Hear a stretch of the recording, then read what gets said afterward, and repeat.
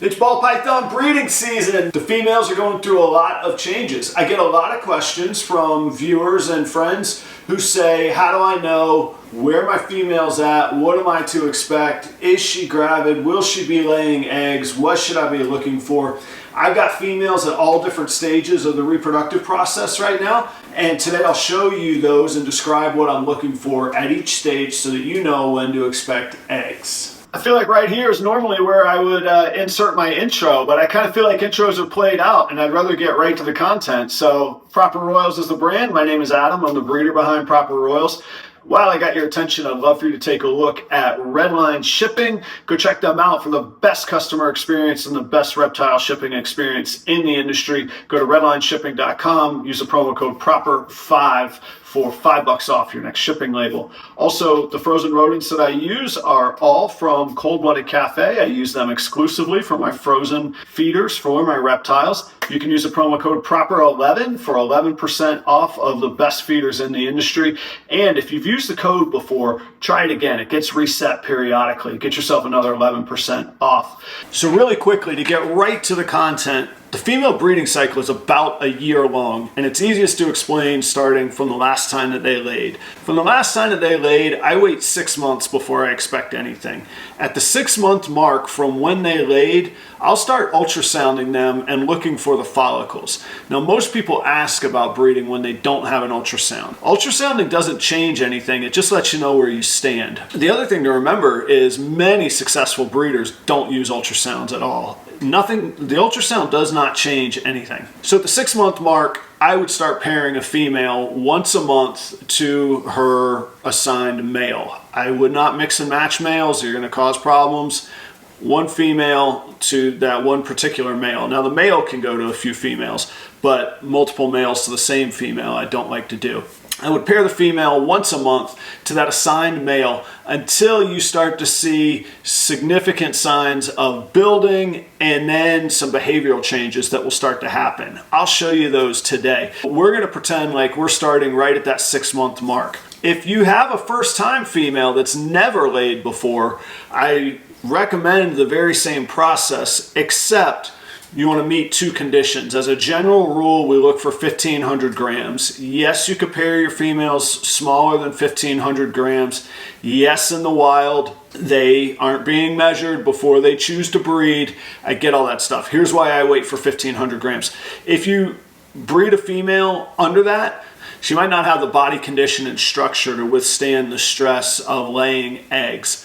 The other thing that happens, that I have had happen to me before, is that they'll lay the eggs fine, everything will be healthy, but I'll get a clutch of like 2 eggs, and then the female doesn't get back up to size in time in that next 6 months to breed again. I know that we get impatient, excited, anxious. Slow down. Let your females get above 1,500 grams. I'm going to show you one today that's well above 1,500 grams, and she's only 2 years old. And yeah, I'll show you a picture too for comparison of a 3-year-old that I have that is, her body condition is not big enough, and I still have not bred her. Females can die in this process if we rush them, if their body condition isn't good. We're going to take a look at that today. My general recommendation is, if you know when they laid, start at, work to get them built up to good body condition at 6 months. If their body condition is strong, they're built, they look ready to go, then start pairing them once a month. I will show you what they look like at different stages according to their ultrasound measurements.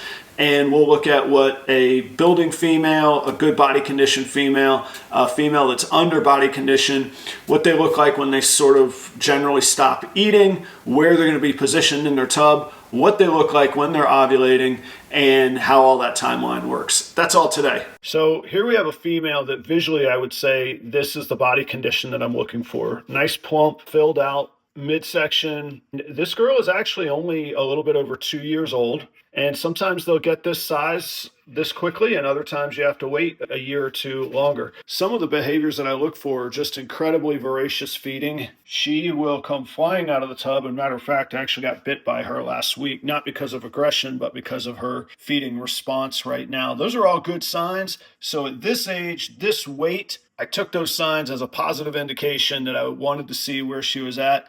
I measured her follicles, and her follicles, as of about a week and a half ago, are at 6 millimeters. So she's just starting her process, and we'll talk about what those sizes mean, but 6 millimeters is very small. That's where she's at, and she will build, and she's being paired now once a month to her breeding partner. Okay, by comparison, this female is 3 years old, but she's only at 1,200 grams. Sometimes at around 1,000 grams, females hit what we call a 1,000-gram wall. And she just had a tough time eating for a while. She does eat. She's healthy. I have no concerns with her. She just is not big enough and does not have the body condition that I look for a breeder. You can kind of see that she's a good bit skinnier than the girl that I just showed you. And I want them to have the full body resources and the full body condition before they start breeding. She just isn't thick enough for me. So the typical cycle, once it gets started, a good rule of thumb, although it's not widely reliable, but when a female is going, they tend to grow about 10 millimeters per month. So if you think about going from 6 millimeters up to where they usually ovulate at around 40 millimeters for just easy numbers, let's say, you're looking at about 3.5 months. So if it's early February, I'm still looking at May before that banana G-stripe girl that I showed you would even be expected to lay eggs. It's a very long process. And the other thing is, there are tons of exceptions. Girls will pause, they'll stay at whatever millimeter number for weeks on end, and then something will click and boom, off to the races they go developing. What I can tell you is none of that is anything that we have any control over or anything that we can change that I know of. So when the girls are displaying that aggressive feeding behavior, I feed them quite a lot. It's one of the only times of the year that I'll do the kind of the open buffet model where they get to eat and enjoy what they want, basically as much as they want. You still need to make it size appropriate to their body and all of that, but I do give them a lot of food when they're in that voracious building time frame. And you'll get to know that. You'll get to know the female ball pythons in your collection and their behaviors as that goes. Let's take a look at what starts to happen around the mid 20 millimeter follicle development. All right, look at this beauty. This is an orange dream piebald female. And talk about body condition. You can see how plump she is from just the wrinkles coming up in there. And she's definitely building. I ultrasounded her in the past week and a half, and she's at 25 millimeters. And around this time is when I'll see them start to come off of food. They'll stop eating, and they'll go into a really developmental time of building. This look will get even more plump, more full, almost more stuffed sausage-like. They will still bowl wrap during this time, but if they're eating, this girl still is eating, she'll move back to the warm spot to be digesting back and forth. Those are the behaviors that I look for now. She's becoming a little more sluggish. She's not slamming food, but when she eats, it might take a moment for her to eat. But you could see she is physically building and looks far different from your typical body structure of a ball python. She is much bigger, and she will continue to get bigger. Again, she is at about 24 millimeters currently. The next phase that I look for is them going fully off of food. They will stop eating. These are all general things. There are exceptions that I've heard to all of these, but generally I'm looking for them to stop eating. They're going to move to the cool side of the tub and basically park it right there until ovulation. Let's take a look at a girl that is 30 millimeters plus, has stopped eating, and is bowl wrapping at the front of the tub. Look at this pastel candy girl. She measured at 33 millimeters on the most recent ultrasound scan. So I would expect to see her ovulate in the next 2 weeks or so as she approaches 40 millimeter follicle development. She's done eating. She is clearly bowl wrapping up here, just crammed in the coolest side of the tub that she can find. And we'll wait there, and I'll keep an eye on checking her until I see her ovulate. From here, we're waiting for ovulation. What is ovulation? In layman's terms, which is the only way I can give it to you, the follicles are released by the female's body, a certain part of her body. The sperm is released and the eggs ideally are fertilized at that point. They may or may not be fertilized. You could get infertile eggs, but that's where they should be fertilized. And that's where we stop calling them follicles and we start calling them eggs. I don't know if that's scientific or not, but it's how it works in this community, in this industry. What does ovulation look like? Some ovulations are so impressive. They look like the female has swallowed like a football or a water bottle. They will not have been eating for a month or 6 weeks sometimes, and then all of a sudden, just this big portion. Generally what happens is it's only one section, about a third of their body, maybe 2/3 of the way back. And it also generally has like a gentle arc to it as well. So once you see it, it's almost unmistakable. There are a lot of times I'll see them like close to ovulating and I'm like, is that an ovulation? Because sometimes it is a little bit more subtle, but sometimes it's really huge. When you see that, what I do is I make a mark on my tubs, and then I know from that point forward, I'm expecting them to shed in about 17 days. So if you're ever uncertain about having an ovulation, go ahead and write it down and then set an alarm, see what happens in 17 days. That is the pre-lay shed. The other thing that happens after ovulation is that the females will move to the warm side of the tub and they make this like perfect spiral coil in the warm side, and they kind of stay put there right through the rest of the development. Let's take a look at a couple girls real quick. Okay, this big girl has ovulated, and as you can see, she's moved to the back of the tub. She's in a perfect coil, and she'll remain just about like that. She has had her pre-lay shed. This one is also ovulated and shed. We're waiting for her to lay, and again, you can see her on the warm side, coiled up there. And one last female, similarly packed on the warm side.